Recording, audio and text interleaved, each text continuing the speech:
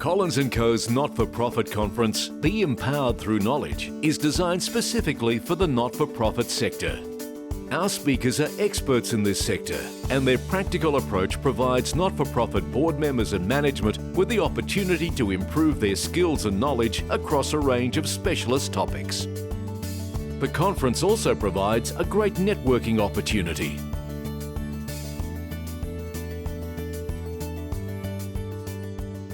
Please give a warm welcome to Moira.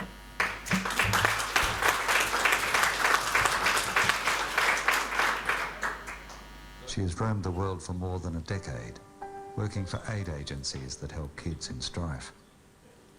She has cared for crack-addicted babies in New York, helped kids in India and Africa, run an orphanage for kids with AIDS in Romania, and got kids out of the firing line during the Balkans' brutal ethnic cleansing. It was in the Balkans that Moira became overwhelmed by the bureaucracy of the global aid agencies and cut loose to become a free agent. So I hope this is where we go. Okay, here we go. So good morning, everyone. That's just a bit of introduction to me, but before I start off, I suppose I'm up here to tell you a bit of my story. But having said that, we all have a story, and every single one of us here could get up and have us in fits of laughter and sharing some stories, and certainly some moments of great emotion. So this just happens to be my journey, and I'm here to share a bit with you today. But the reason why this photo's up here is that's, for some of you young people, that's what family photographs used to look like. And as you can see, I've got 4 brothers and a sister. I'm a twin. I have my father's an Irishman, and I'm also in the pink there. So I'm that. As I said, my boys keep telling me when I was young, Mum, you were very cute, what happened? So that was what we used to look like. So as a young family, I think all of us must always remember that whether we like it or not, our first mentors and the people that mean so much to us were our families and our parents, even though it doesn't seem so cool at times. But our families are the ones who taught us our values. So we all started from somewhere and someone, and this was our first mentors, our mums and dads.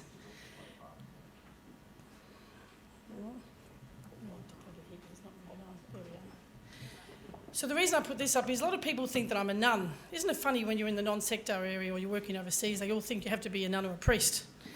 But this is to let you know that I'm very much a lay person.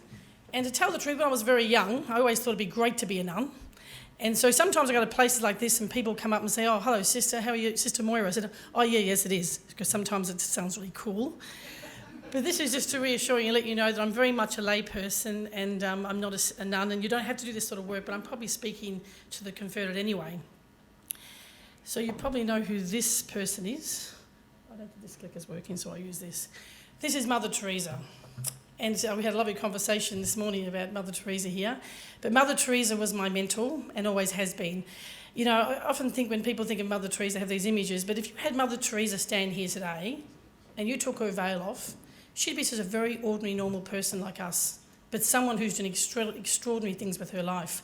So Mother Teresa, even though she's not with us today, she's the person that I love and adore. And she happens to be in Albania, where I spent a number of years, but she's the reason I do the work I've done and the place I've gone to. There we are. Now, these are some of the countries I've worked in, and certainly some of the places that I've lived in. So I'm not going to go through all those countries here today, because if I do, unfortunately we'll be here all day. If you think I'm speaking fast now, you haven't heard anything yet. I'm only warming up. So these are my kids. And I live in a house with 17 children. Hence, one of my volunteers here, we got a phone call just now because some volunteer hasn't arrived. So in my house, you probably see Ahmed, Manuel and Tristan and Chrissy, and we have some children here from overseas having surgery. But unfortunately, some of my kids can't get their medical treatment in their country. So we bring them here to Australia because they can't get any help. So do you all know who these girls are? So this is Trishy and Chrissy. Now Trishy and Chrissy are craniopagus twins, and they were born in Bangladesh. Now craniopagus twins are the only children in the world who have the rarest type of twins that don't get, I'm losing my track here because this is not working here. Just let me get on here. It was supposed to come a video, but it didn't come up. Let me just get this video because it was supposed to in the wrong place. Let me go here, sorry. There aren't many stories that have captured our hearts as much as two little girls called Trishna and Krishna. Like Australians everywhere, I held my breath, waiting to see if doctors here at Melbourne's Royal Children's Hospital could achieve the impossible, to separate twins joined at the head since birth.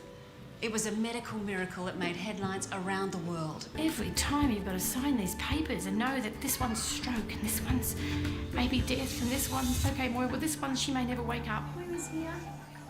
The bravery of two little girls who simply refused to give up. Oh, hello. Isn't this great? Not out in the woods at all. If you just chop down the middle, bet they'd die. The amazing skill and dedication of the surgical team. The risks of what we do are phenomenal. Yes. Yes. Yeah, Moira's here. You'll discover just how close the girls came to dying. The love and courage of one woman who fought to save them. I just absolutely love them from the deepest part of my body. Okay, a little bit more movement. Witness the moment the twins were separated. I think we've done it. I love you, Chrissy. What are you going to do? Come. Hi. Hiya. Hiya. Hiya. She did it. She did the raspberry. She did the raspberry. She did the raspberry. She did the raspberry. That's not way to do the raspberry. She did the raspberry. She did, Sister Fran, she did the raspberry.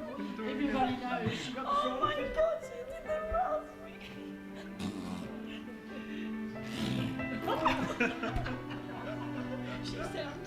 She said, my eyes arrived. Yeah, oh. I told you she does it all the time to me. She's a cheeky girl. You too. You cheeky monkey. Welcome back. No, I'm not lying when I said it. I know everyone believes me. It wasn't an exaggeration. And she really is a rough. Yeah. Now you know I'm serious. Oh my God, Sister Fran, you have to come. You did the raspberry.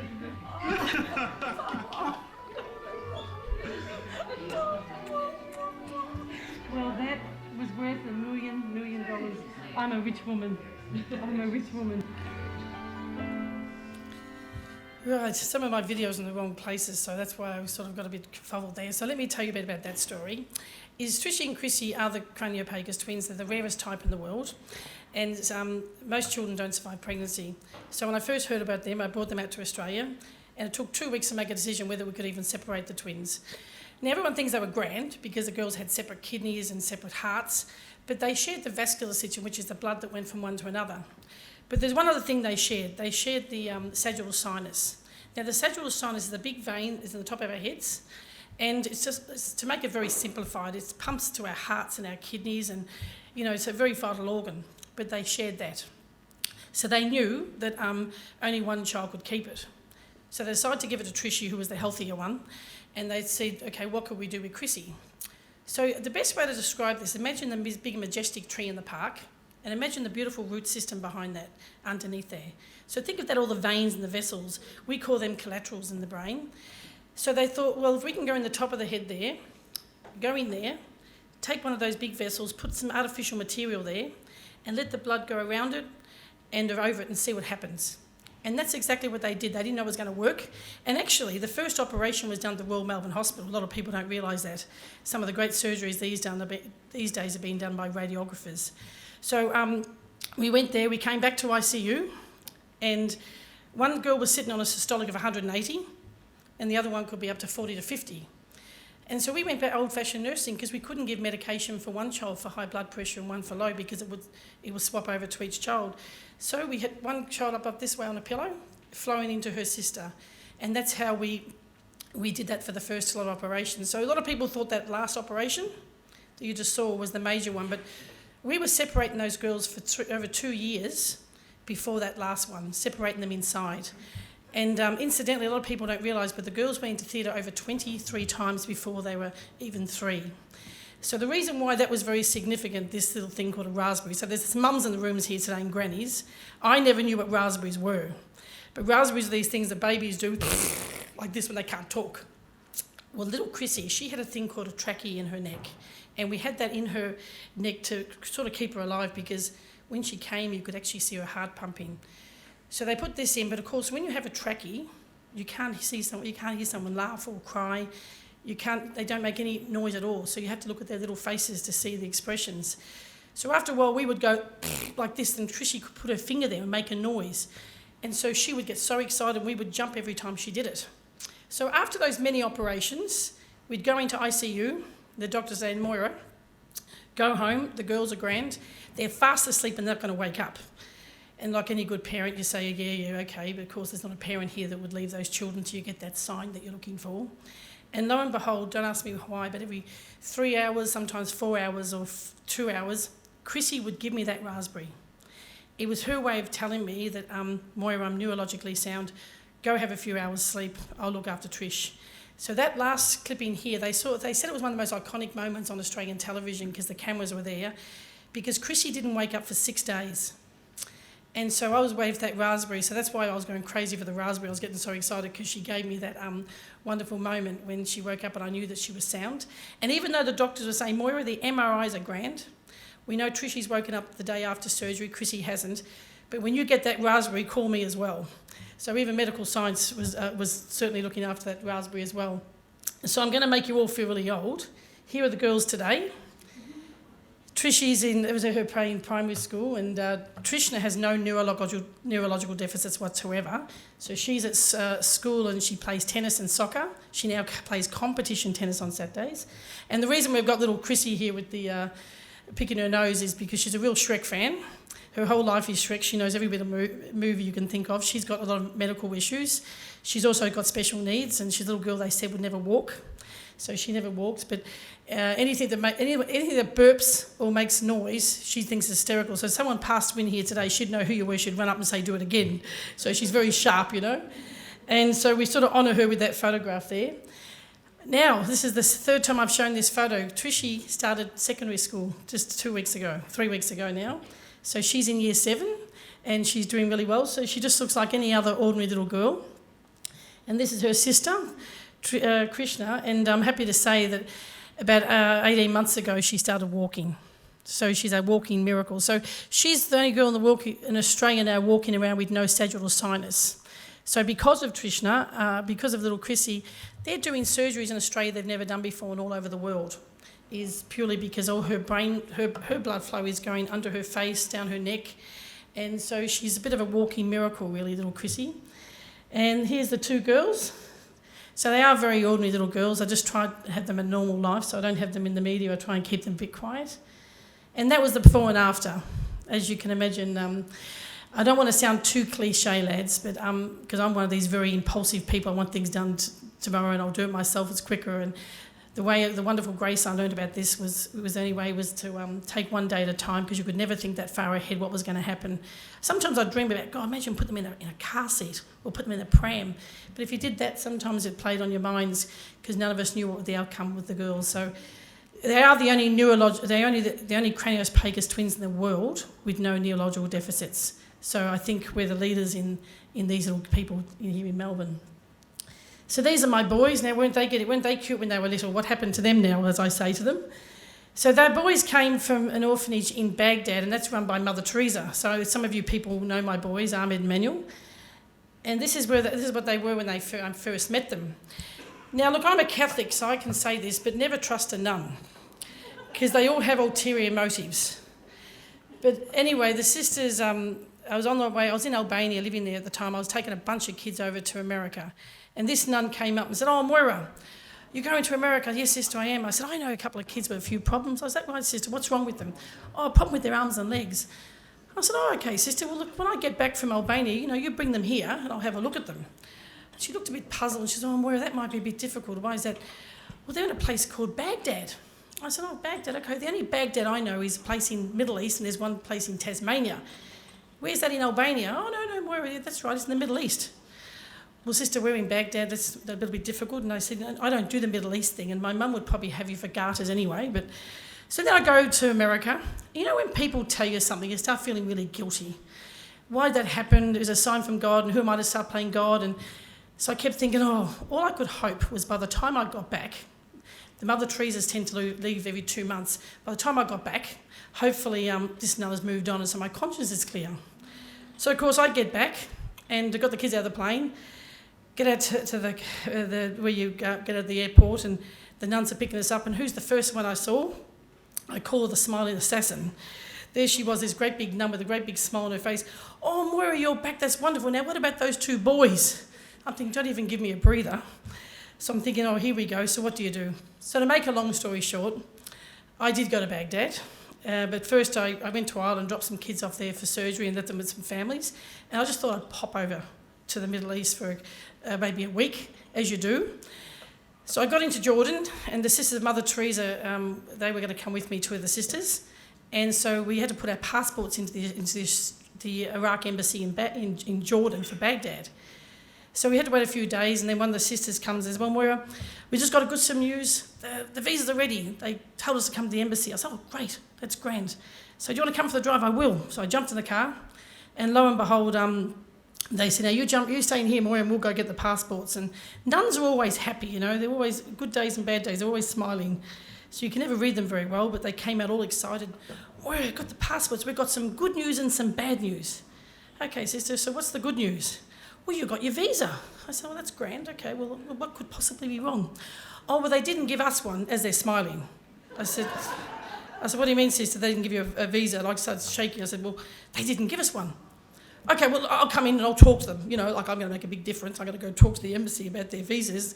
No, we can't do that. I said, sister, why would they not give you one? You've got the veil and the cross. The whole thing's going on for you guys. I said, why would they not give you the visa?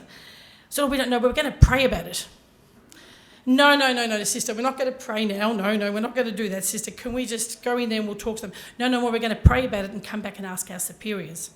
So I'm, sister, don't do that. I swear we'll do lots of prayers after. I'm terrible telling nuns not to pray, but I was getting all flustered, thinking my whole life was falling apart right now because these nuns didn't get their visa. So we walked to the sister's house, and it was the Angelus. They jump into the chapel. So I saw the superior coming towards me, so I thought, now I'm going to dob on these 2 nuns. I said, sister, I want to tell you about those 2 sisters. Oh, yes, Moira, I heard they didn't get the visas. Well, let's go have a few prayers and we'll talk about it after the prayers. So I knew I was getting nowhere. So they came out, and I got this one statement, you know, they came out to me. They said, they looked to me and they said, so, Moira, I heard what happened. And suddenly they just said to me, so what are you going to do now? I'm thinking, what do you mean, what am I going to do? I'm grand. I said, I'm doing this for you, sisters. This is your order. They said, well, Moira, you might as well just go. So I'm thinking, Jesus, Mary and Joseph, it was not meant to be like this at all. And my mother's going to have a fit. And I'm thinking, how does anyone just go to Iraq? But you do. So at 3 o'clock in the morning, I got a taxi. And it took about 17 or 18 hours to get there. That man didn't speak a word of English, and I didn't have a word of Arabic, I might add. And as we get into, eventually, after the long trip through the border and the desert, I arrive at this particular house run by the sisters. And here were these 2 beautiful little boys who'd looked like they'd been sitting there waiting for Auntie Moira to arrive for the last 2 weeks. And they started singing and welcoming me. And, of course, at that time, you forget about all those terrible ordeals with the sisters, and you realise why you're here. So I spent about a week with the 2 boys and saw some other children who may be candidates for surgery. Wasn't many.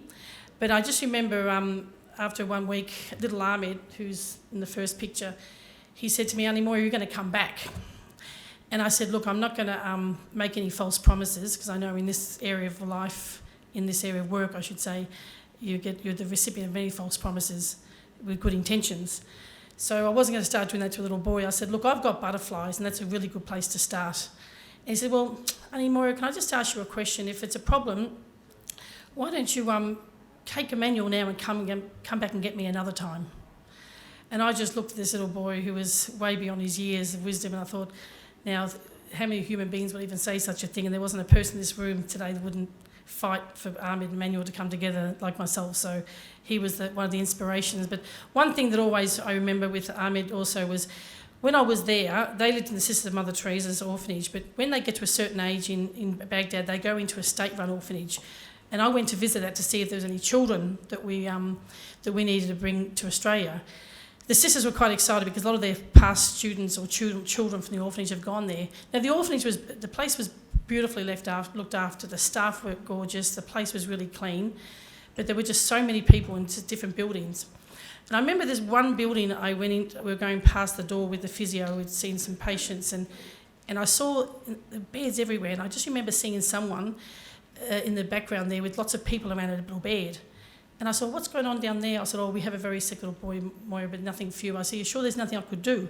They said, no. I said, would you mind if I go and just go and visit? So I went through all these beds to make to the end of this room, and there was people around his bed, the staff. And as I came closer, they moved back, and I remember this boy was on a little drip, and I remember I couldn't see one of those moments in life you never forget, I couldn't see his face for the flies. His face was just like the smell of death was there, everything, and I was just so horrified. And I remember that particular day walking away from that, and the years that came on to have Ahmed Manuel in Australia, I kept remembering that place and that journey and that little boy. And I kept thinking, when Ahmed Manuel do go back to Iraq, Ahmed won't be going back to the sister Mother Teresa, because he doesn't know that yet. He'd be moving on to the next place because he's a certain age, I think 8 or something. They have to move on to a different place away from girls. So that was one of the things that carried with me. And so one of these things in life, things happen for a reason. We've all been there, and we understand that. That was one of those moments that was also the fighting power for Ahmed to realise this little boy had to get out, and he couldn't go back to that. So this is what happened. I did bring them to Oz. And Ahmed had an amputation of the lower legs below the knees, and he has no lower arms. But Emmanuel had one leg above the knee that had to be taken off with a funny-looking foot. The other, he sort of has one arm that's got no, as you can see, they've got no lower hand. But the other arm is sort of a picture like this. You'll see this here. You'll see he's got sort of a hand that's like you could just use it as a paperweight. So the doctor said to me, Moira, we're going to throw this foot away anyway, and we had this little idea, we want to have a meeting with you, but we thought, rather than throw this little foot away, we could probably utilise it. Now, Manuel doesn't have a normal hand anyway, but we felt as if we were able to put that foot somewhere up here and be able to stick it here somewhere to make something like this, like where we'd have a grasp. We've never done this before, but we think it's worth giving it a try. We'd call it a foot-to-hand transfer, and it means it could open his whole life, and more importantly, it's never going to be a normal-looking hand anyway. So what do you think about that? Oh, well, what did I know? I haven't got a clue. I said, well, that sounds marvellous if you want to do that. That's terrific. I didn't know what to say. I said, so, okay, well, we're going to go ahead with it. So it was actually the first foot-to-hand transfer done in Australia with a guy called Chris Coombs. And, of course, Manuel has got this. See, in the life of plastic surgery with children with limb deficiencies, it's all about function. So basically, Manuel can, he was able to do his schoolwork and hold a pen, and where Ahmed would hold it with his 2 stumps. He could do the dishes and make his bed, so it was also a great investment for me as a mother. But also, he could also go on and hold a microphone, because Emmanuel was gifted with a beautiful voice. Some of you might have seen him on X Factor. Well, I never heard of X Factor until Emmanuel Kelly, and my son's a bit out there anyway. But he went on to this show. He's been to a few competitions of singing. I just thought he was a cute little kid. And people go, oh, he's got a very good voice. I said, oh, yeah. Well, it certainly didn't come from me. Anyway, so he won this competition. I didn't know what it was, but it was sort of changed the whole world for him. He's travelled the world since. They call it the Susan Ball moment of Australia. And so he went on to do conferences, and now about 2-3 years ago, there was a concert called Coldplay. You know Coldplay, right? Anyone went to that concert that night, on Coldplay concert that Manuel sang on?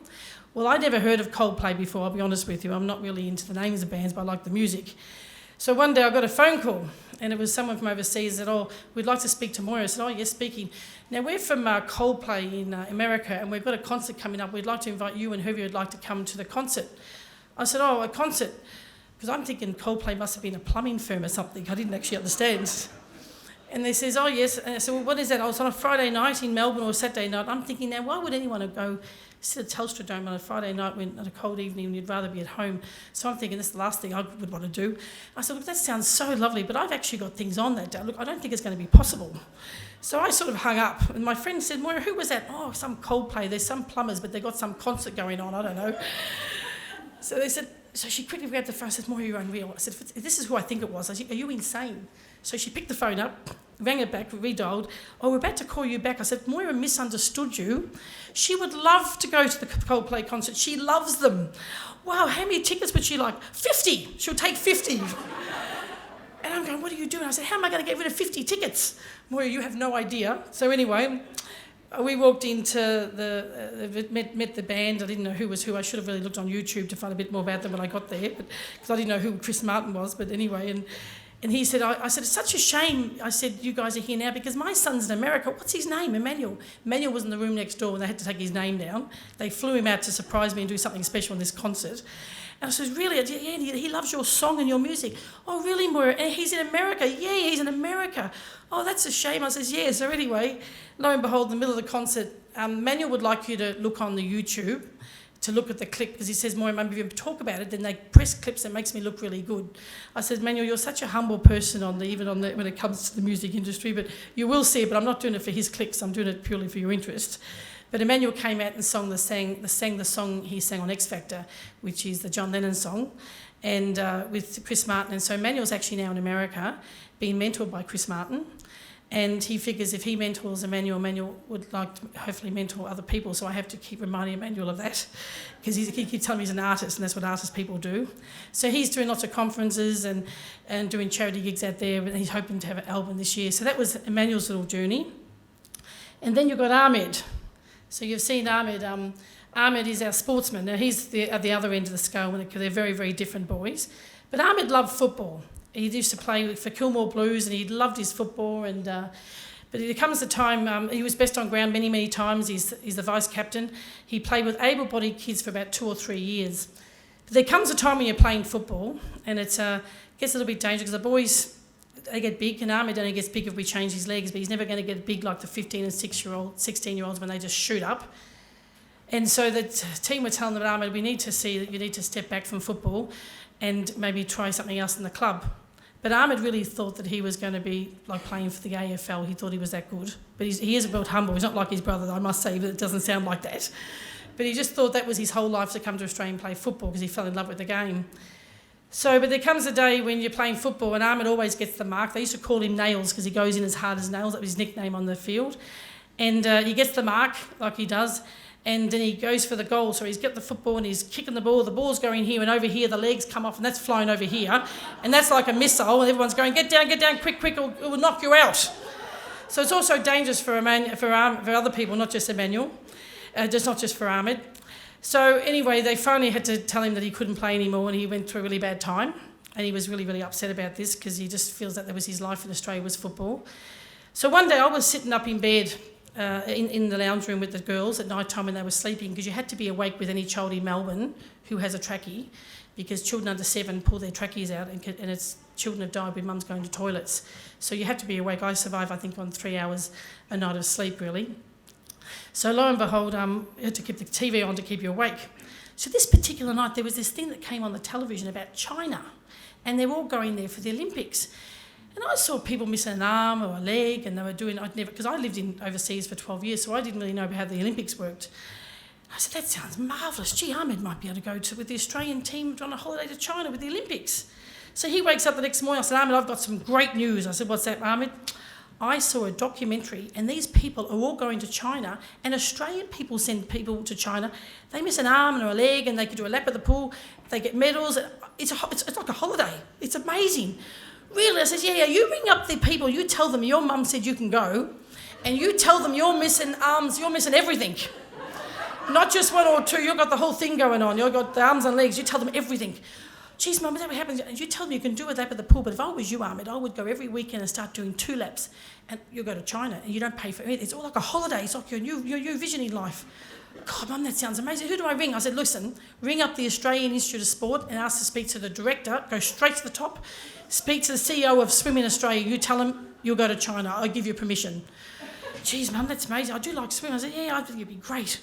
So anyway, so I was back in hospital with the girls, because they had another one of those procedures, and about 6 days later, and I'm in the lounge room setting up all their machines to get them all settled again waiting for the next surgery. And Ahmed comes in from school, and he comes in, he throws his bag on the table. And I go, oh, g'day, love, how are you? Don't you g'day, love me, Mum, you've humiliated me.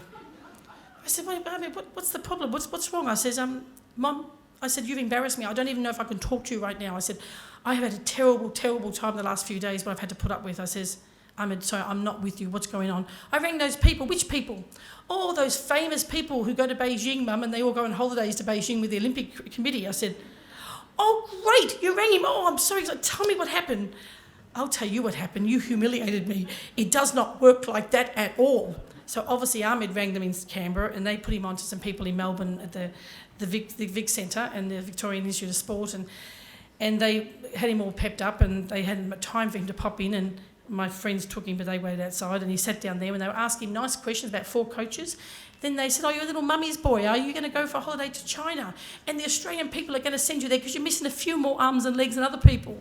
Oh, you want to go up and down the pool? Oh, okay, that's all you need to do is do swimming. He goes, yeah. And so because he's quite sensible, Ahmed, so he was humiliated and realised it doesn't work like that. He says, Mum, do you realise that people train for years, all their life, to do swimming? I said, most people never make the team. I said, right. I said, yes, Mum. I said, they get up at 4:30 every morning. 6 days a week. Oh my God, I said, Mum, it was the most humiliating experience of my life. I said, well, Ahmed, can I just tell you something? I said, I've had a really bad week, and maybe I didn't realise this, and I've been in the hospital. Mum, don't even use the hospital card on me right now because I'm not interested. So there's no mercy from it all. So he went on and he said to me, Mum, I just need you to fill a paper in. I said, what's that for? I said, well, I can join a team here in Melbourne where we train on Saturday mornings and Sundays, and then eventually I join a club, but I need permission.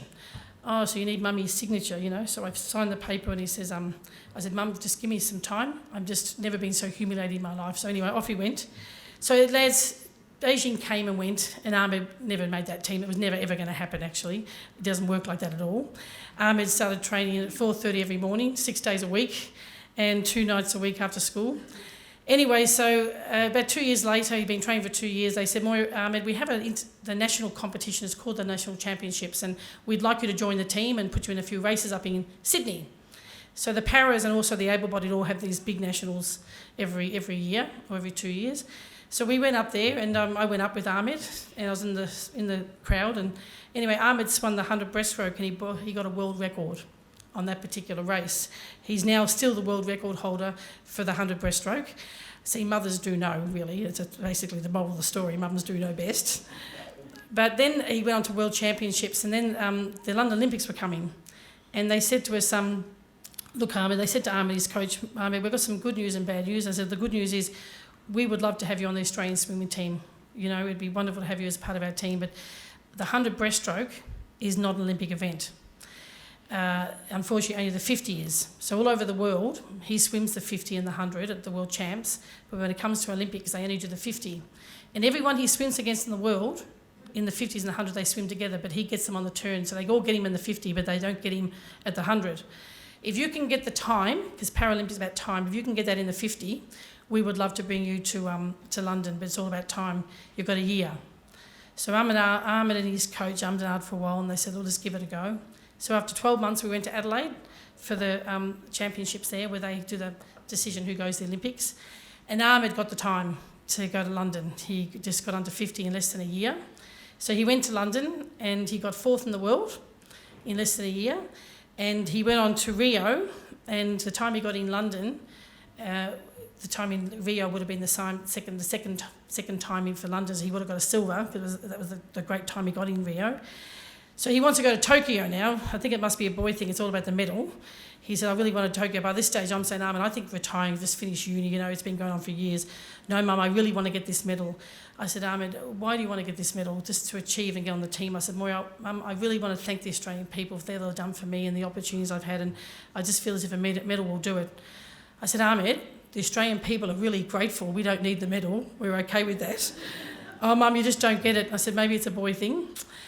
So anyway, Ahmed's up at the AIS in Canberra on a high-performance scholarship, and he's hoping to go to Tokyo, but who knows now if it's even going to happen.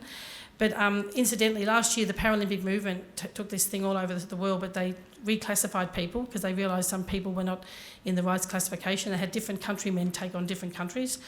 So Ahmed got classified last year, and he went down a category. And actually the people that he raced against in London, they went up a category. So it just shows you how it's all been fixed up. And actually some people in Australia lost their categories at all. They can't even swim the Paralympics as of last year. They changed it all. So, but the most amazing thing is last year I was in France. I took a little girl to France from Pakistan who was a very sick little girl that we couldn't help here in Australia. And that story is still continuing. So the week later I found out that the World Championships were in London. So this little Pakistan child had to organise a visa. I thought, well, I'm in France, I might as well pop over to see Ahmed. So Ahmed swam in the World Championships, and I'm happy to tell you he got his first world silver medal in London last year. And that's and just in January, if you ever want to take your kids to see some of these great athletes, every January they have the championships there where they have the able bodies, all the famous names, and also the paras. And so Ahmed was there in January. He got 2 silver, 2 gold, and 2 bronze. And that's him with Dawn Fraser. So just to give you a bit of an idea, how does a kid with no arms and legs swim? I'll just show you his race in London. He's in the yellow cap, and this is his first Olympics. I'll show you at the London Games here in. There he is.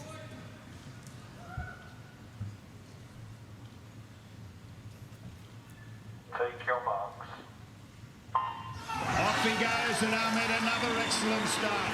Down low, coming up well, in a good position indeed, coming up pretty close to the lead.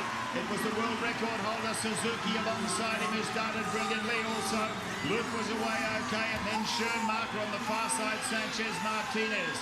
But now, after 25 metres, it's Suzuki just in front. Ahmed Kelly's keeping with them. He's still a middle chance from here, but they're starting to come through in lanes 3 and 2 as well, with Schoenmaker joining in lane 3 and Luke in the centre. It's Schoenmaker, Luke, Suzuki and Ahmed Kelly back at about 4th or 5th at the moment. It's going to be really tight as they come in towards the wall.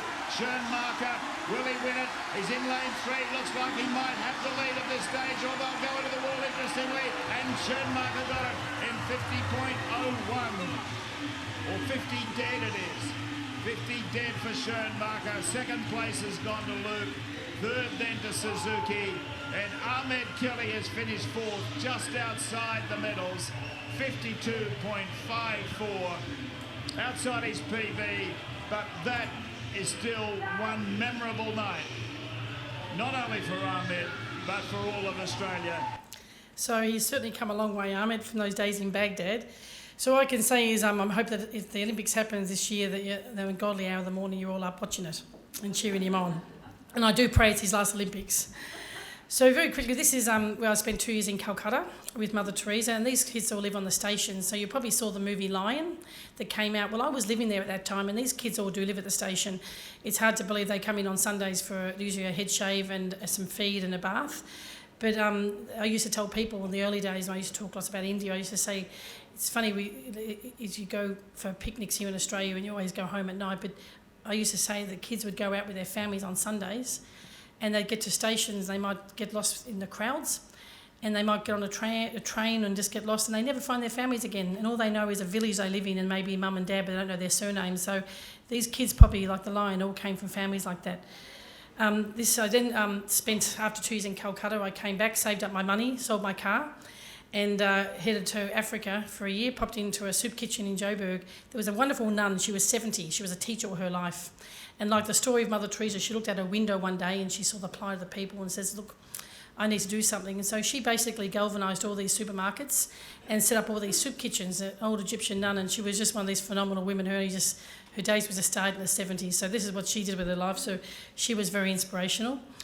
And I also spent some time in Botswana, then 6 months with the Kalahari Bushmen. From there I went to the Bronx for 2 years and worked with the homeless and the crack a days babies, and I loved New York, and these were some of my kids in my shelter. And sometimes your whole life can change by a phone call. One day I got a phone call from a bishop in Ireland who rang through, and they put the phone call through security, and I picked it up. He said, hello, my name is Bishop Finnegan, I'm calling from Ireland. I said, oh yes. And he kept talking. I'm thinking, now, why would a bishop call someone like me? So I'm thinking it was one of the people having a bit of a crack on the phone, because those days in New York there were lots of young Irish people who were working and living illegally in New York, making lots of money, and I used to put a guilt trip on and said, give back to the Americans, come and volunteer on the weekends. So I thought one of the lads was having the crack on the phone, and so after a while I hung up on him, as you do. So the phone called back again, and the security said, Moira, there's a man on line 2, and he said the phone went beep beep and not to hang up. So I'm thinking, oh Jesus, Mary and Joyce, that was a bishop. What did I do wrong? And I've even hung up on him. So I quickly put on the telephone voice, and he went on to explain some things that he wanted to talk to me about. And I realised he had nothing to do in reference to the people in New York, so I quickly said, listen, Bishop, I'm in the Bronx here. It's a very volatile area, and I think we must have got disconnected. So now I figure as a Catholic I've lied to a bishop as well, so that wasn't great. But he told me the Irish were moving into Romania and a massive humanitarian effort was being launched, and he'd like me to come on the weekend to see if I would head the Irish organisation in Romania. I never thought I'd leave the Bronx because I loved it. But I ended up in charge of the Irish Romanian Children's Appeal of Ireland. Romania had the worst case of children with AIDS in the entire world at that time. 65% of Europe's paediatric AIDS cases were isolated in Romania. And people just say, how'd the kids get AIDS? I said, well, the difference in New York is like 99% of those children got that from their mothers, and where these children, they were born AIDS-free. So it was pure innocent ignorance, really, like used needles and syringes. And at that time, they were educating people on the media about the AIDS in Romania, and it was all on safe sex, but nothing to do with the infection or the blood transmission. So that's some of my kids there. In adult AIDS and children AIDS is very, very different. And people used to say, how long would a child live with AIDS? I said, well, it really depends where you live. It comes back to economics. A country like Australia and America, children will live a lot longer, but of course kids in Romania don't. But there's not 30 kids there's certainly 30 kids to a room, but not that many in one bed. That was for the photo, but there's certainly 2 kids to a bed. This just shows you how healthy a child can be with AIDS, and also how sick a child can be with AIDS. In my time there, I lost about 30 children to AIDS. Some had very pleasant and unpleasant deaths. And we have a myth in Ireland that people died in threes, and I used to think that was a myth, but for some reason it did happen in Romania. You can guarantee in the course of a couple of days we lost 1 child, you lose 2 more. So just being there for all the volunteers, it was very hard. And my volunteers came for every 3 months. So when you're living there for that long, you become a bit of a mother hen, and they're all your children. So I just felt as if there's a reason we get up in the bed every morning, and that keeps us going, and there's a wonderful God called hope. And it's the only reason that keeps us going, even on our bad hair days. But I felt as if I was losing that wonderful word called hope, and I thought, does the whole world know what's going on with these children? And this was just something I couldn't stop, and I just wanted to have a break and just do something different with the intention to come back to Romania. So if you look at the map of Europe, there's a wonderful country called the Great Yugoslavia, and I thought that might be a nice place to pop into for a while. There's a war going on. So I did. I popped in there, I thought, for 6 months, but I lived there for 4.5 years during the war. And had I never gone to Bosnia, maybe I'd never be up here talking about the likes of some of these children and the kids that went to different countries. But it was there that people started coming to me with sick children. And I lived in the yellow building there, in the corner there, and I set up a dispensary. And all my trucks that used to come from Ireland to Romania, I asked them to come to Bosnia, and I would sort all the documents out. So I started building up there. So I ended up having 3 camps. This camp was built by MSF, and then they move on. But I remember my dispensary, I set up a dispensary, which is a very humble dispensary, blood pressure medications, antibiotics, and I had the local MASH unit, which was the Spanish battalion, the UN were there, so I used to use them when I needed a couple of times a week, some of the people. But, I always thought, when you hear about these incredible people that do this incredible stuff and take one child to another country and things like that, I thought, wow, they're just like movies are made about them. And I always thought they had 3 special qualities. I thought, number 1, they had to be someone who was very special, someone with lots of money, and someone who had lots of experience. And I knew that I didn't fit into any of those categories. It's funny in life, we always think it's someone else that can do it. But sometimes when you get confronted by someone who's got a sick child, they've walked for 3 days, they've just come through a massacre in their village, and they just heard there was a foreigner living down here, they figure foreigners have all the answers. Just by the passport we own, they think that nothing bad happens to us either. And when this woman was walking and she ended up in my camp, the next day I walked in and all the families came rushing to me, Moira, there's a woman here. You always got nervous because you never knew if you could get a child into a hospital at that time, or anyone, because the beds were meant for military people. And I looked at this woman and she just burst out crying. And you know when you see someone like that, you just know it's not from fear, it's not from pain, it's purely from relief. She felt a great relief because I instilled something in her that I was a foreigner and we can make things happen. But I figured I was the wrong person. So I used to go to security meetings every Mondays, and I asked the UNs, I took all the documents on this child. The child had been injured by shrapnel from a massacre in his village, and she'd lost 3 of her other children. And I started speaking to all the other NGOs, the big guys and famous ones, and I said what was happening. They said, oh, Moira, I said, well, can't you guys take this kid overseas? That's, you've got the expertise for this. Oh, Moira, it doesn't work like that. You've got to have meetings and all these little different things. And I never realised, I was very naive, but it's a nice place in the world to be sometimes. I never realised there's so many reasons why you couldn't do something rather than why not do something. Why don't we just think what can be done rather than what can't be done? But they were going to get back to me. So, when you start becoming an advocate for someone, you're hiding because you think I want to give them something positive, not something negative. So I used to hide every time I get on my fan in the morning and I'd see she's not around, I'd run in my dispensary and run off before I'd see her because I wanted to give her something. And one day I rolled in and of course I put my window down and here was this woman with this beautiful big smile on her face. She was so happy to see me, of course I was miserable. And I brought her in. And you know what, lads, sometimes you just got to tell people the truth, but tell them you're not giving up on them. And I told her, look, I've spoken to this group and this group and this group and they're getting back to me and I'm going to bring them back to this. And she cried and I cried. You cry with them because we're human. Nothing wrong with tears, whether they're happy or sad ones. And I said to her, look, I'm not going to give up. I'm going to find someone to do this. And sometimes, lads, in life, it takes a very extraordinary but very normal person to bring you back to reality. Because sometimes we don't see life like this. You know what she said to me through the tears? She says, Moira, we're both wiping our tears. She says, I need to ask you a question. I said, what's that? I said, what country do you come from? And I asked her again, what do you mean? What country? Oh, well, I come from Australia. And she asked me about you. She asked me about my people. I told them we're very giving, we're very caring, but, you know, there's times in life that if we get, you know, some people taken, they run around, you won't get us back. You know, we don't take any fools, suffer fools. Then I told her about Ireland. And then she asked me one more question. She said to me, Moira, if the people are like that, and they're so nice, and if you spoke to them and those sort of things, they do this sort of work, do you not think if you rang up one of your people in your country and told them about me, about my child, do you not think they'd want to help? And I looked at that woman and I was gobsmacked. And I thought, she is so right. Don't we get lost in red tape sometimes? Shouldn't humans be humans? Shouldn't we think like that? There's not a person in this room here today, if I asked you if you could help, there's nothing you would do, you'd help. So sometimes, ladies, you just got to pick up the phone and ask. So to make a long story short, I ended up taking that child to America. I got Irish people to help me raise the money. I'd lived in America. I asked the Bostonians, and someone came on board and they said yes. I couldn't believe someone like me could take someone to America. It just sounded amazing. So 6 months later, I went back to America with 20 children who'd been injured in the Bosnian War. Arms, legs, and some of the best heart surgeons in the world outside Germany and Europe. Yugoslav surgeons couldn't operate Bosnian children anymore. And then that was how my journey began, was from a simple village from a lovely lady. So don't underestimate these little angels that come in your life and make you come back to what's important. Yeah, it should be just a phone call and asking someone for help rather than get stuck in red tape. So that's why I do what I do. This was another camp. The Germans came up with a great idea during the war. They brought these railway carriages in and they thought people could transit there for a few weeks and move on, but no one thought the war would go for more than a few years. And of course, this became the camp they lived in. So some of these carriages, I can't tell you how hot they are in the summer and how very cold they were in the winter. These were my first 2 kids to Melbourne. On my way back from America to Bosnia, one of the surgeons said to me in America, so are you using our colleagues down under? I said, no, but mark my words, I'm on my way. So I picked up the passports of these 2 boys and they'd lost a father and a leg in the Bosnian War. And the magic behind them is Bethesda Hospital here in Richmond. They said they would give me a free bed. The surgeon was Jewish, the boys were Muslim and they were brought out by a Mick. So everything you heard about the Bosnian War didn't exist. So they were my first 2 ambassadors. Incidentally, one's a father with 2 children living in Jablanica, and the other boy, Ardis, lives in Sarajevo. He's a surgeon now, done plastic surgery because he was so inspired by his journey down here.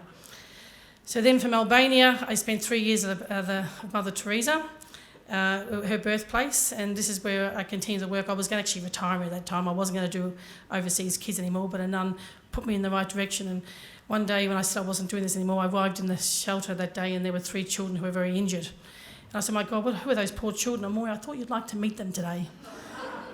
And they were 2 kids who were eaten by pigs as babies and one little boy who was very burnt, and I brought them to Australia. And incidentally, one of them is a nurse now at the World Children's Hospital. So she's here. So before I finish, I'll just give you one quick story. I'm not going to look over there because they want me to finish, but I started late and I had a problem with my PowerPoint. So I'm just pretending I can't see them. There's one there and there's one there. But I'd just like to give you one little story. Now he relaxed back in his seat. He's a linesman, so he'd get this. He's in the Lions Club, so he'd get this. But I will finish with this story, but it wasn't my fault. It was the PowerPoint before, so there we go. So before I finish, and I'm only really halfway through to tell the truth, but I'll just, as I say, I get fast as I go, but I will stop with this story. But the reason why I want to talk about this little boy is his name is Dennis, and it's called the Dennis moment, and we all have a Dennis moment in our life. So it's not about a boy with a big tummy, it's what we learn from a little boy like this and the people who have an impact on our life and maybe why we're doing what we're doing now.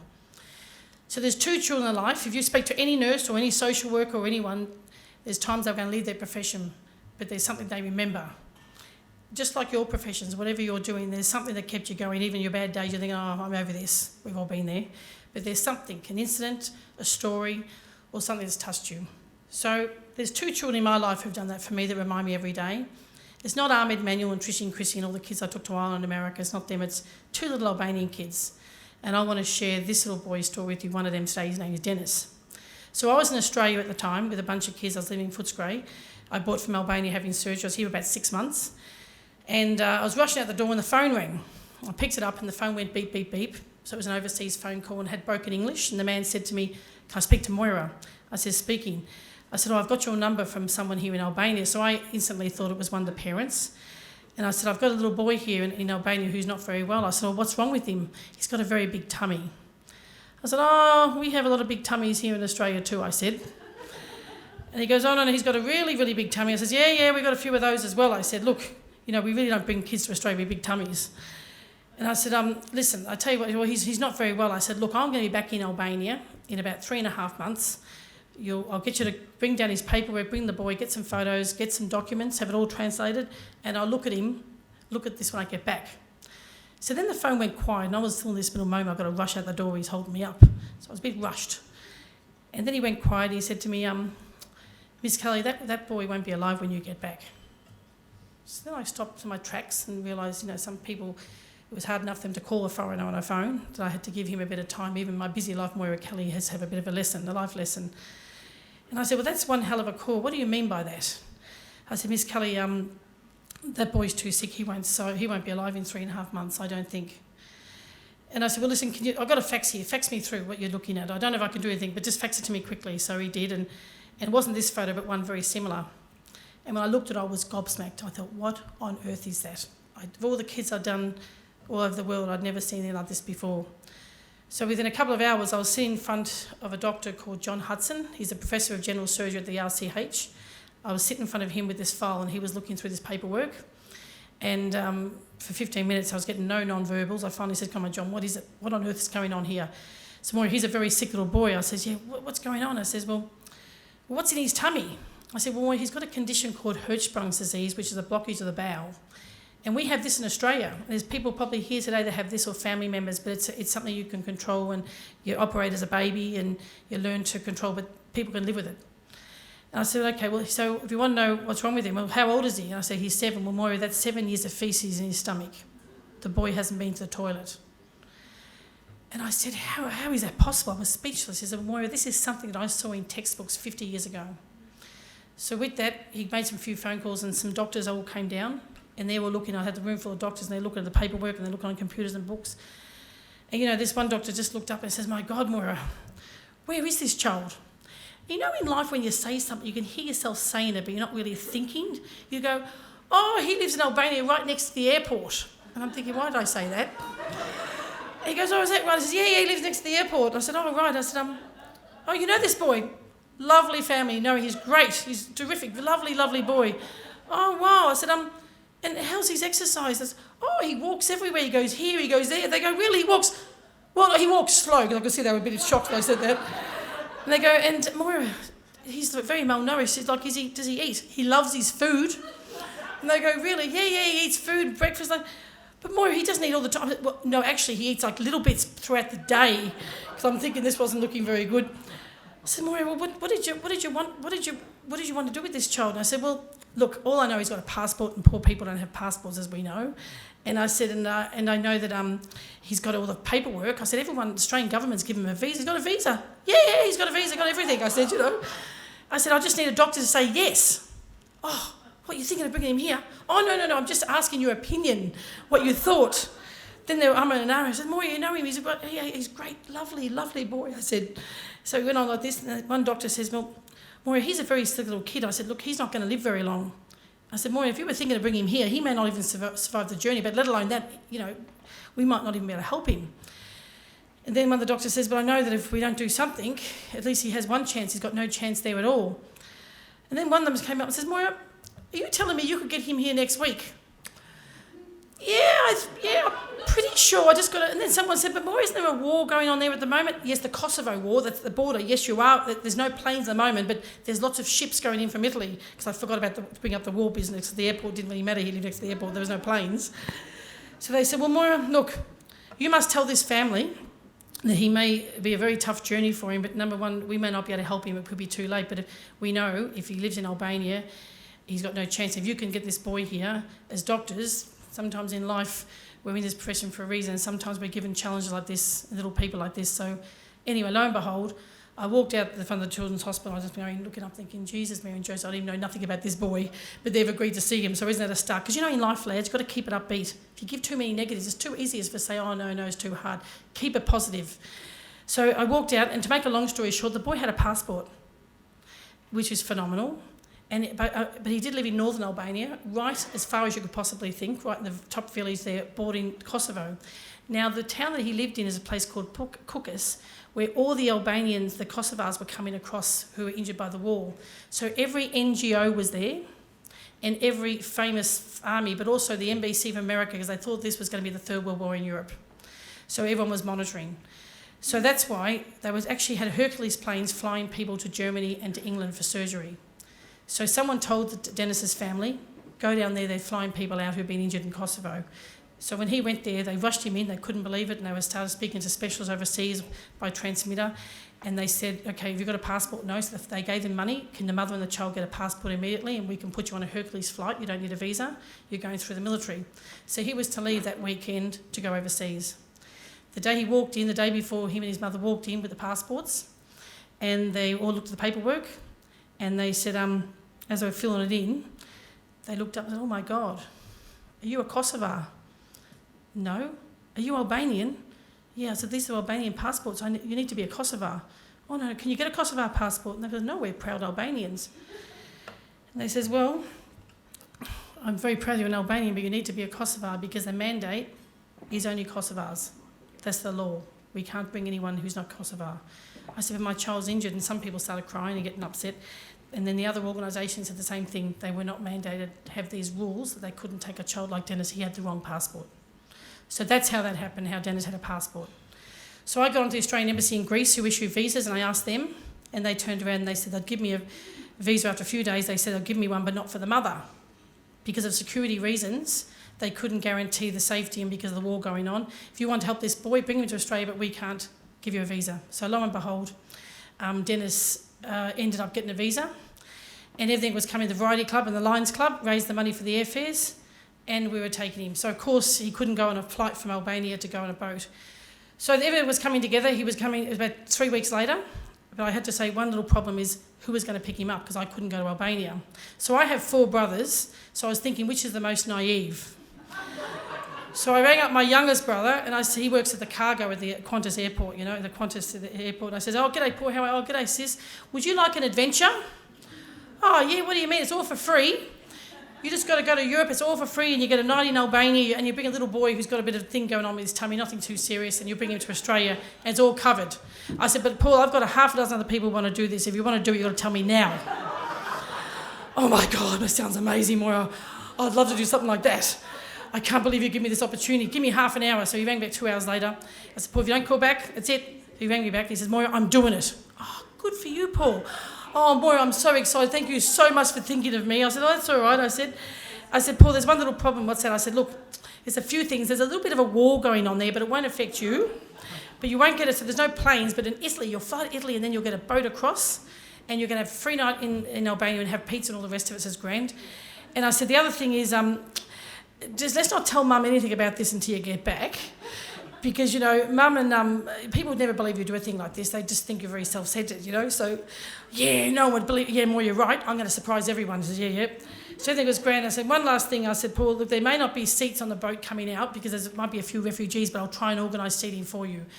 And I said, what's wrong with him? Just a tummy thing. Don't worry, just a tummy thing going on. Moira, I'm so excited. I said, you will love it. You will love it. Can I ask you one thing, Moira? I said, yeah. I've been to Bali. Is it like Bali? Yeah, think Bali. Albania is just like Bali, Paul. Oh, great. But just not as hot. So anyway, to make a long story, a week later, Paul was stuck there for 3 nights. not the one night. And you know that you go to Melbourne Airport, you know that moment when there's lots of people waiting for people to come out and the doors open in the middle. So I had a friend there in the coffee shop and they said, well, Moira, the plane's landed, so I imagine Paul's going to be out here in a few minutes, so I'm going to stay back here. I said, why is that? Because there could be a bit of a scene. I said, what do you mean by that? I was a bit naive at the time. I said, yeah, there could be a bit of a scene. I said, oh, what do you mean? Well, Moira, just, you know, you've had a few missed calls, you haven't picked it up, so I figured he's a bit stressed. So anyway, about 20 minutes later, I see the doors open and Paul comes out with no child and just like looking like this, scanning the airport. And I'm thinking, oh God, here we go. So I just go, hi Paul, welcome home. And he yells at the top of his voice in front of the whole airport, you sent me to a war zone. I'm going, no, you listen to me, Moira, I could have been killed, everyone had guns. So of course I walked down there, and then people look, the burden of people looking at me was just awful. I'm thinking he's carrying on. So by the time he gets down, there's no child with him, by the way, he's still just come out on his own. And I said, Paul, what's going on, Moira? That was the most horrific experience, and I just can't believe you would send your brother to a place like that. And I'll tell you something, that boat, there was no seats. Dennis got one, but full of refugees. Oh, it had standing position. I said, well, now you know how refugees live, Paul. It's very difficult, you know. And I said to Moira, it was such a hard journey until I got stuck there. They thought it was kidnapping, and then everyone had guns, and it was a war. There was definitely a war there. And Moira, that was nothing like Bali, nothing like Bali.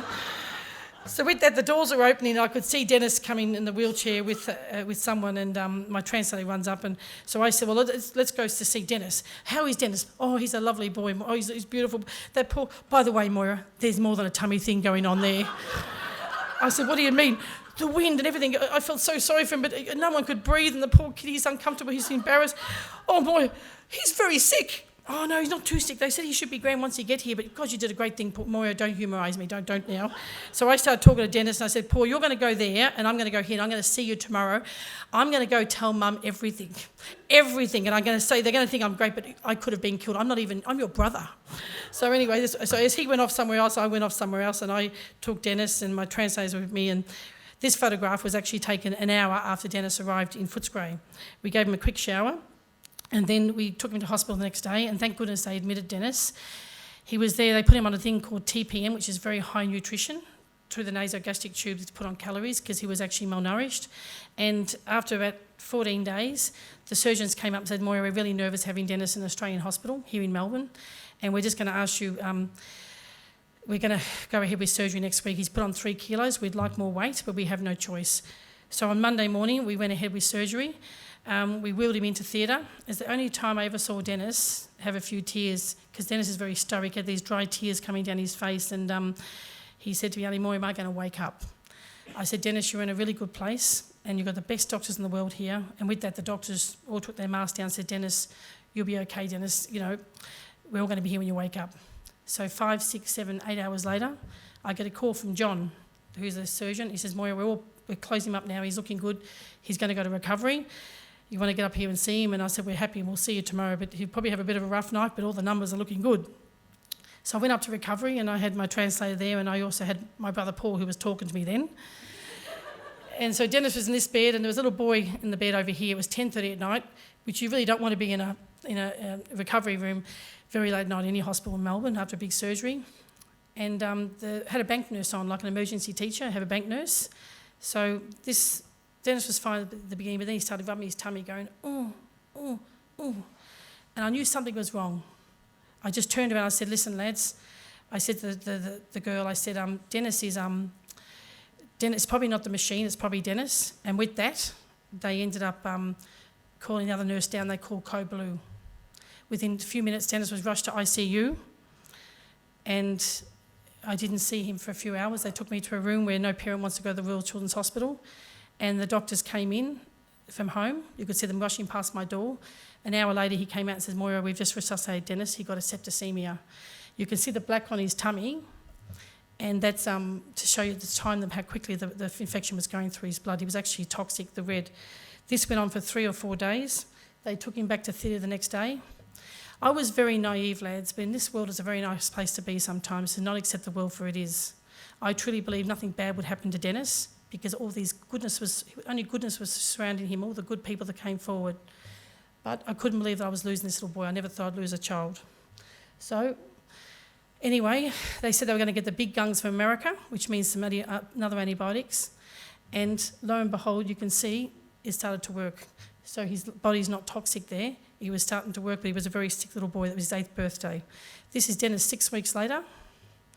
This is Dennis 3 months later. And this is Dennis a year later. And this is a very quick clip of him going home to his family, who they've never seen him run or walk before, and I never told them they were coming. I never met him. So this is Dennis going back to Albania to his family. As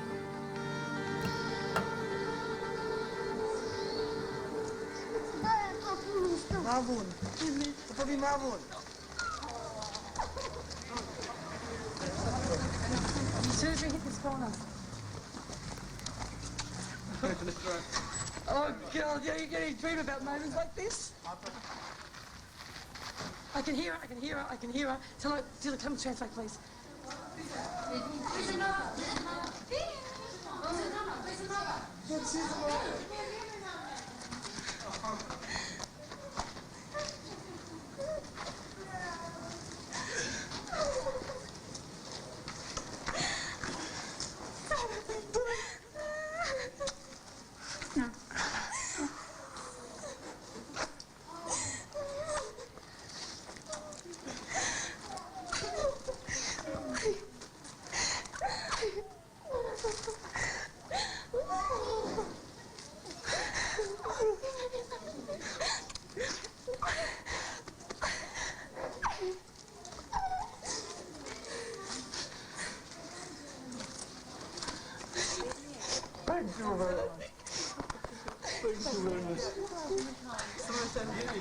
I don't really believe I'm back. I've got Dennis in one piece and he's here.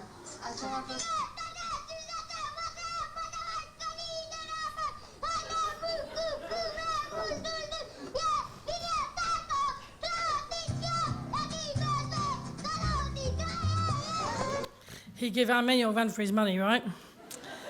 So that's just the before and after of Dennis. It just shows you little things coming in great ways. And Mother Teresa always said this, to live like that. And I think Dennis is testimony to that. So, as you lie on your soft pillow tonight, maybe go back and think, what is it that's made you where you are today and what you're doing in your life and the pathways you took. But Dennis is one of those kids that remind me wisdom doesn't always come in suits, that little people have a lot to teach us, and that I know what I'm doing is the right thing in the world. I do live in Brunswick now. As I said, we do have 17 people there, so I only take on children like Trish and Krish now. So I set up a foundation called the Create and Hope Foundation. So children who are in the long, you can't go into a journey like Trishna and Krish and expect to be the same person again.